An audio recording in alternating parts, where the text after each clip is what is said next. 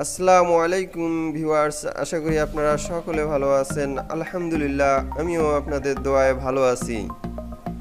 বরাবরের মতো আমি আইটি ভিশন কম্পিউটার ট্রেনিং সেন্টারের পক্ষ থেকে অনলাইন ইউটিউব চ্যানেলে আপনাদের সামনে আবারও উপস্থিত হতে পেরেছি। ভিউয়ার্স, আপনারা জানেন ইতিপূর্বে আমরা মাইক্রোসফটের গুরুত্বপূর্ণ একটি প্রোগ্রাম মাইক্রোসফট ওয়ার্ড, এটির ওল্ড ভার্সন এবং নিউ ভার্সন সম্পর্কে আমরা ধাপে ধাপে আপনাদের সামনে ভিডিওগুলো সম্প্রচার করেছি। আপনারা অনেক ধৈর্য সহকারে এবং আপনাদের মূল্যবান সময় ব্যয় করে আমাদের এই ভিডিওগুলো দেখতে সক্ষম হয়েছেন। তো সেই সমস্ত ভাইদেরকে আবারও আমি শ্রদ্ধা ও অভিনন্দন জানিয়ে শুরু করতে যাচ্ছি আজকে আমার এই মাইক্রোসফট এক্সেলের নতুন একটি পর্ব।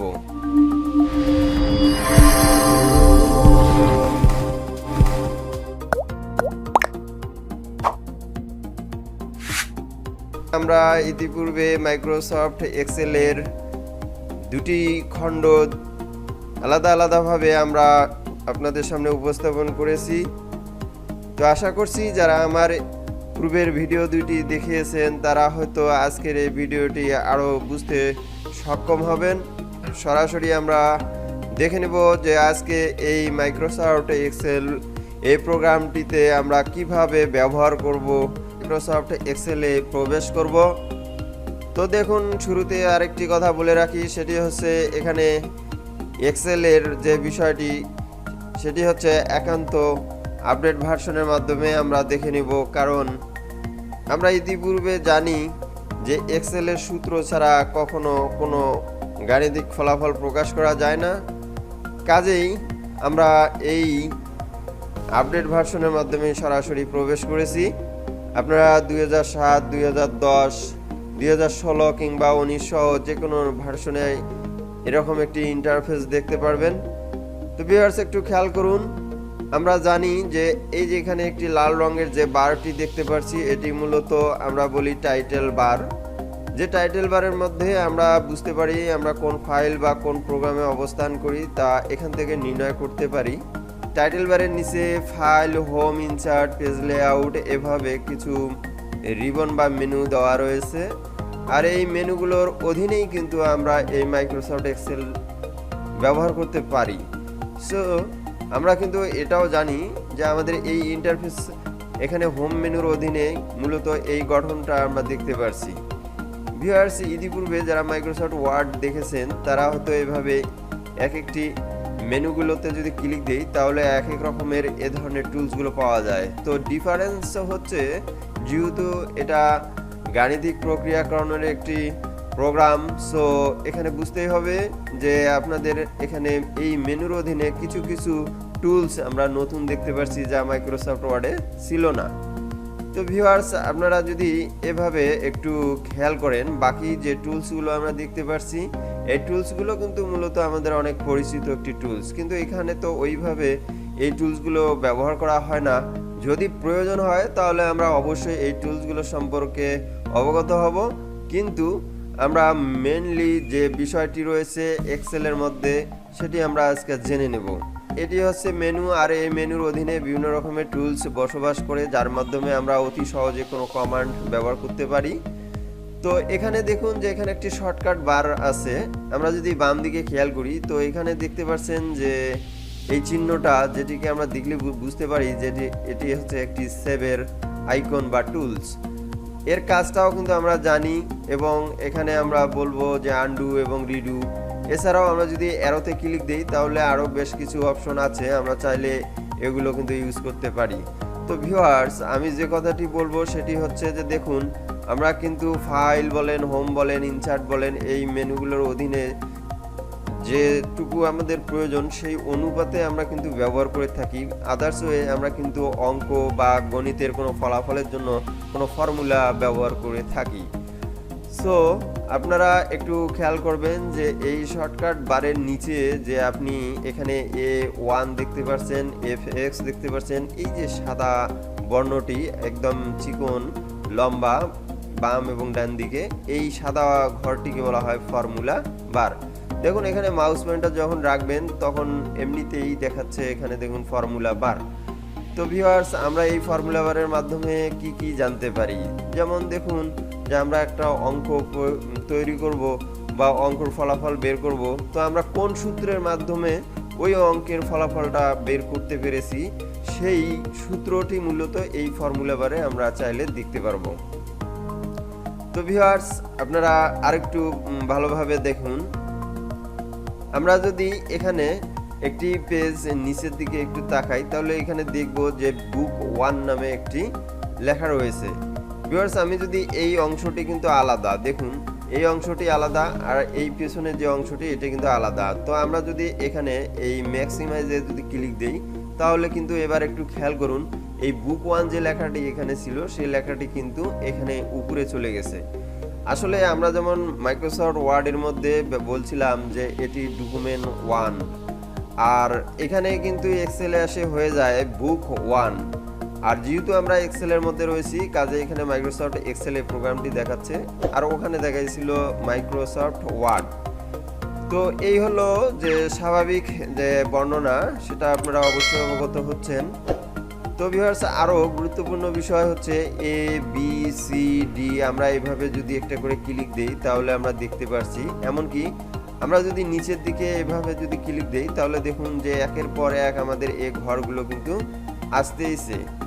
ভিউয়ার্স, এখানে মনে রাখবেন যে এইগুলো হচ্ছে কলাম, এই কলামগুলোর সাহায্যে, এবং আমরা বাম দিকে যদি একটু খেয়াল করি তাহলে 1 2 3 4 5 6 এইভাবে পয়েন্ট আকারে দেওয়া রয়েছে। দেখুন এখানে কতগুলো কলাম এবং কতগুলো রো রয়েছে। আমরা যদি কিবোর্ডে কন্ট্রোল চেপে ধরে ডাউন অ্যারো ক্লিক দেই তাহলে কিন্তু আমরা বুঝতে পারবো, দেখুন যে এই শীটটা কত বড় একটি শীট, যেখানে 10,48,576টি রো রয়েছে। সর্বনাশ, একবার ভাবা যায় যে আপনি আমি একটু চিন্তা করলেই বুঝতে পারবো যে কত বড় এই এক্সেলের এক একটি শীট হতে পারে। তো ভিউয়ার্স, এটি যদি আবার আমরা কন্ট্রোল ধরে আপ অ্যারো, কিবোর্ডে যে আপ অ্যারো রয়েছে এটি একবার প্রেস করি তাহলে আবারও আমরা দেখব যে একেবারেই প্রথমে চলে এসেছি। এবার যদি কন্ট্রোল ধরে রাইট অ্যারো দেই তাহলে আমরা আরও দেখতে পারবো যে কলামের সর্বশেষ ঘরটির নাম কি, তাহলে আপনাদেরকে বলতে হবে XFD।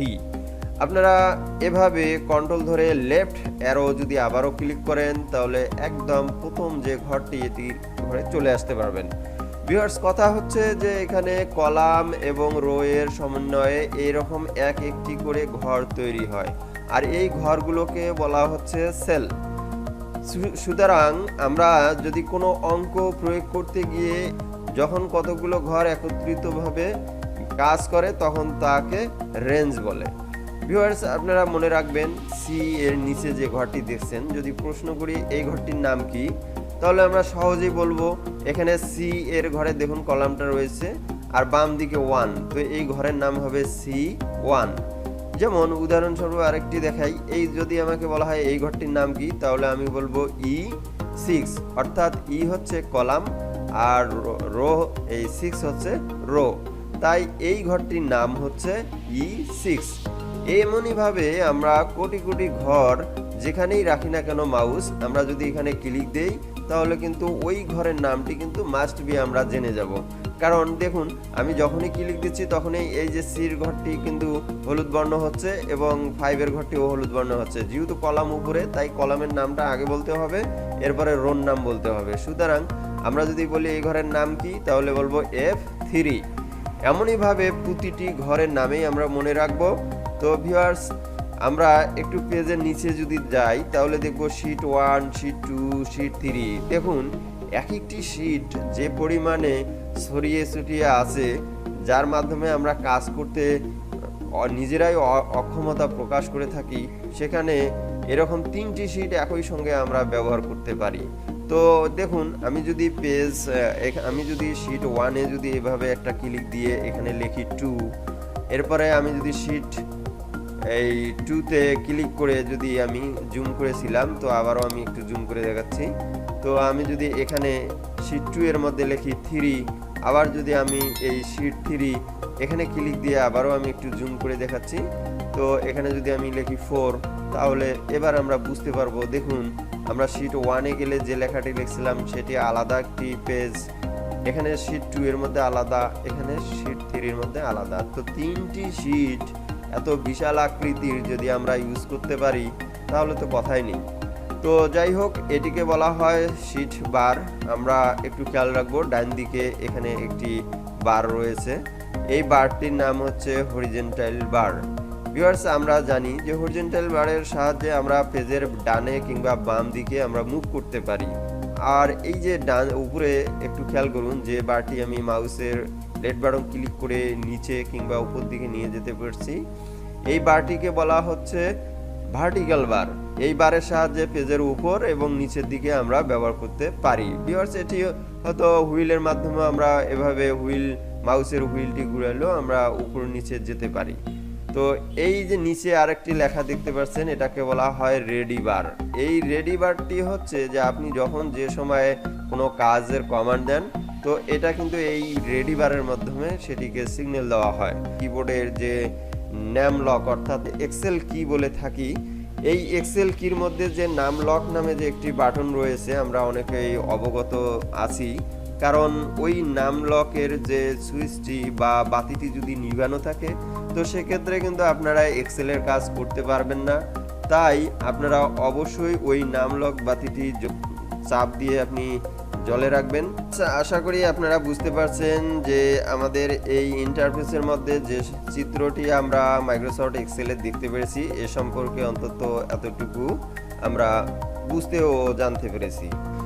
তো যেহেতু ভিডিওগুলো অনেক লম্বা হয়ে যায়, তাই আমরা ভিডিওগুলো খণ্ড খণ্ড করার কারণে একই ভিডিওর মধ্যে সমস্ত কিছু দিতে পারছি না, তাই আন্তরিকভাবে দুঃখিত। আপনারা অবশ্যই এর পরবর্তী ভিডিওয়ে আমাদের মূল স্ট্রাকচারগুলো এবং গুরুত্বপূর্ণ ক্লাসগুলো আপনারা অবশ্যই দেখতে ভুলবেন না।